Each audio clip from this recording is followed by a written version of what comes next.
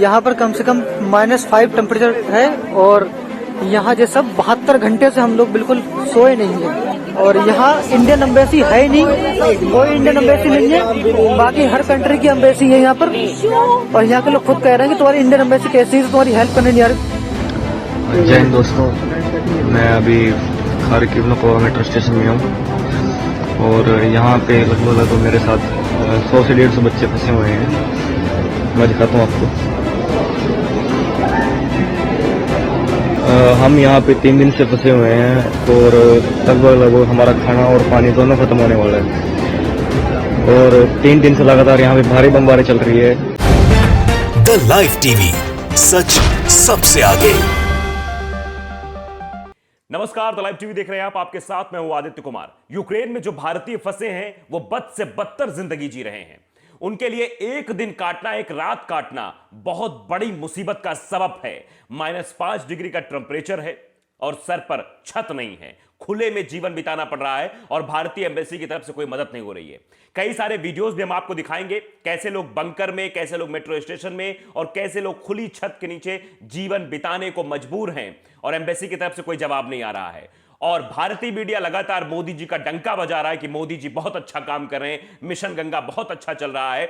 और यहां तक कि गोदी मीडिया इतना गिर गया है कि जिस छात्र नवीन जो कर्नाटक का रहने वाला था, उसकी मौत पर साफ तौर पर ये नीचे जो वो हेडर चलाने लगे, नीचे जो लाइन होती है, ब्रेकिंग पट्टी होती है, वहां पर चला रहे हैं यूक्रेन में मारे गए छात्र से पीएम ने की बात। वो भी आपको दिखाएंगे, सारी चीज दिखाएंगे। लेकिन सबसे पहले हम बात करेंगे कि कैसे -5 डिग्री टेम्परेचर पर भारतीय छात्र रात गुजारने को मजबूर हैं और कोई सुविधा उन्हें नहीं पहुंच रही है। वो खुद वीडियो बनाकर डाल रहे हैं कि देखिए यहां के हालात क्या हैं, लेकिन हमें कहीं से कोई जवाब नहीं मिल रहा है। ये रोमानिया बॉर्डर की तस्वीर है। जरा आप ये वीडियो देखिए, कैसे छात्र ने वीडियो बना के डाली है। वीडियो देखिए। यहाँ की सिचुएशन, यह है जंगल और यहाँ पर कम से कम -5 टेम्परेचर है और यहाँ ये सब 72 घंटे से हम लोग बिल्कुल सोए नहीं है।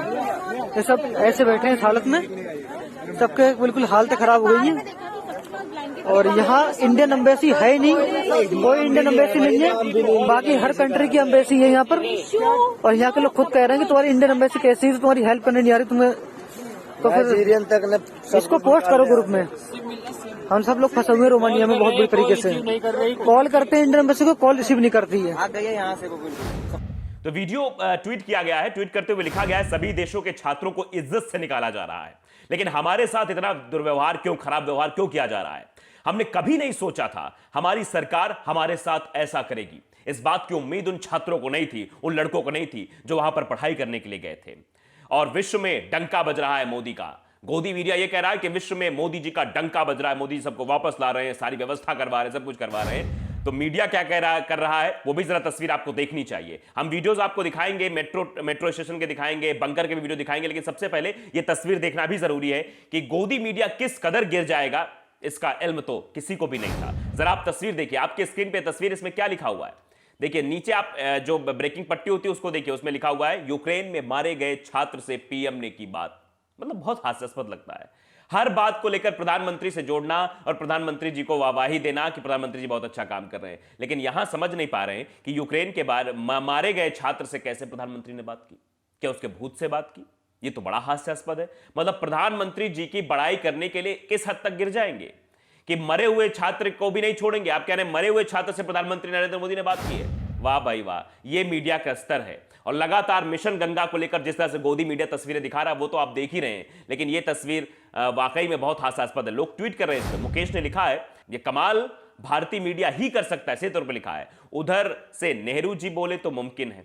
आप समझिए कि मोदी जी है तो मुमकिन है, और मोदी जी के मुमकिन होने की वजह से ये सारी चीजें मुमकिन हो रही है, तस्वीरें मुमकिन हो रही हैं, ये वीडियोस मुमकिन हो रहे हैं। तो आप देख रहे हैं कि गोदी मीडिया कैसे काम कर रहा है। उसके बाद कई लोगों ने भी फोटो, घर में जब टीवी देख रहे थे उन्होंने फोटो खींचकर डाली और लिखा कि दलाली खाने वालों में भी गजब की प्रतिभा है। वहां पर भी मतलब काफी देर तक ये पट्टी चलती रही। यूक्रेन में मारे गए छात्र से प्रधानमंत्री मोदी ने बात की है। तो आप इसका अंदाजा लगाइए कि भारतीय मीडिया और गोदी मीडिया का स्तर कितना गिर चुका है, कितना नीचे गिर चुके हैं। चलिए अब और तस्वीरें आपको दिखाते हैं। तस्वीर बंकर की एक दिखाना चाहते हैं। बंकर में किस तरह से लोग जीवन बिताने को मजबूर है, कैसे लोग फंसे हुए वहां पर, मतलब इतनी खराब स्थिति है वहां। नरेंद्र नाथ मिश्रा ने वीडियो ट्वीट किया है। वो लिखते हैं कि यूक्रेन के खार्किव में इस बंकर में भारत के स्टूडेंट पिछले 7 दिनों से फंसे हुए हैं। अब आलम देखिए 7 दिनों से। जयपुर के आदित्य ने वहां से यह वीडियो भेजा है। उनके पिता की मौत कोविड की वजह से हो गई थी, मां की तबीयत खराब है, सभी निकलना चाह रहे हैं लेकिन मजबूर हैं, कोई मदद नहीं पहुंच रही है और बंकर में छुप करके इस तरह से 7 दिन बिताया उन्होंने। आप समझिए खाने की भी व्यवस्था वहां नहीं है, कैसे जीवन बिता रहे हैं। वो अपनी मां को लेकर चिंतित है, पिता है नहीं, मां की सेवा कौन करेगा, इसीलिए पढ़ाई करने यूक्रेन पहुंचा था वो। जरा आप वीडियो देख लीजिए, 1 मिनट 39 सेकंड का ये वीडियो है। वीडियो में बंकर की स्थिति भी वो दिखाएगा और कैसे जीवन बिता रहा है ये भी वो बता रहा है। जरा वीडियो इधर भी सब फंसे हुए हैं।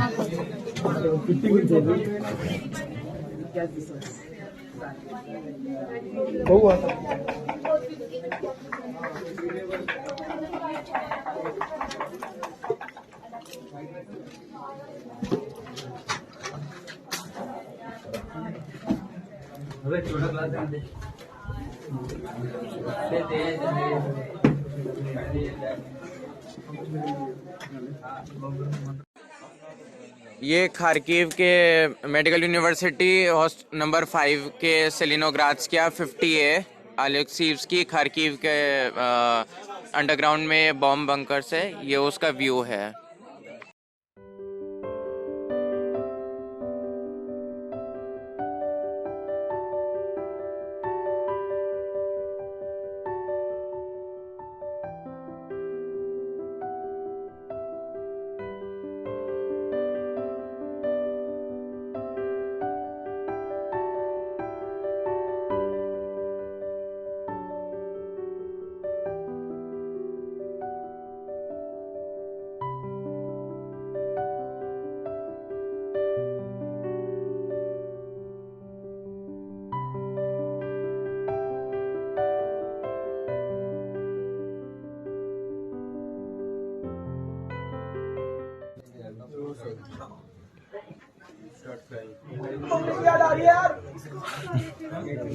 तो तस्वीरें देखकर आपने अंदाजा लगा लिया होगा कि खार्किव की स्थिति इस वक्त क्या है। और लगातार जो खबरें आ रही कि खार्किव को निशाना बनाया जा रहा है, वहां पर लगातार रूस की तरफ से हमला किया जा रहा है। ऐसे में जो बम से बचने के लिए बंकर जो बनाए जाते हैं उनके नीचे ये छात्र इधर जीवन बिता रहे हैं।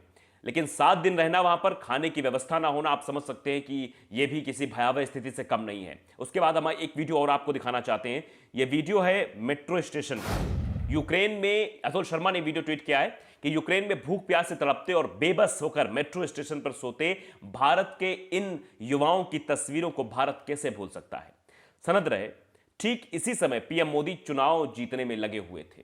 आप समझिए, ये तस्वीरें इतिहास में दर्ज हो जाएंगी कि जिस वक्त भारत का छात्र, भारत का भविष्य यूक्रेन में फंसा हुआ था, बंकरों में फंसा हुआ था, वो फंसा हुआ था बॉर्डर्स पर, चाहे वो पोलैंड का बॉर्डर हो या फिर अन्य जगह रोमानिया का बॉर्डर हो या अन्य जगह का बॉर्डर हो, वहां फंसा हुआ था। उस वक्त प्रधानमंत्री नरेंद्र मोदी जी चुनाव में व्यस्त थे। चुनाव उनके लिए ज्यादा महत्वपूर्ण था, लोगों की जान से बढ़कर था, इस देश के भविष्य की जान से बढ़कर था। और ये जरा वीडियो आप देख लीजिए, वीडियो देखकर आप अंदाजा लगाइए कैसे मेट्रो स्टेशन में भारतीय छात्र जीवन बिताने को मौजूद है। और ये छात्र ने वीडियो बनाकर भी डाला और तस्वीरें दिखाने की कोशिश की कि वहां के हालात क्या है। जरा वीडियो देखिए। जय हिंद दोस्तों, मैं अभी खार्किव मेट्रो स्टेशन में हूँ और यहाँ पे लगभग मेरे साथ 100 से 150 बच्चे फंसे हुए हैं। मैं दिखाता हूँ आपको।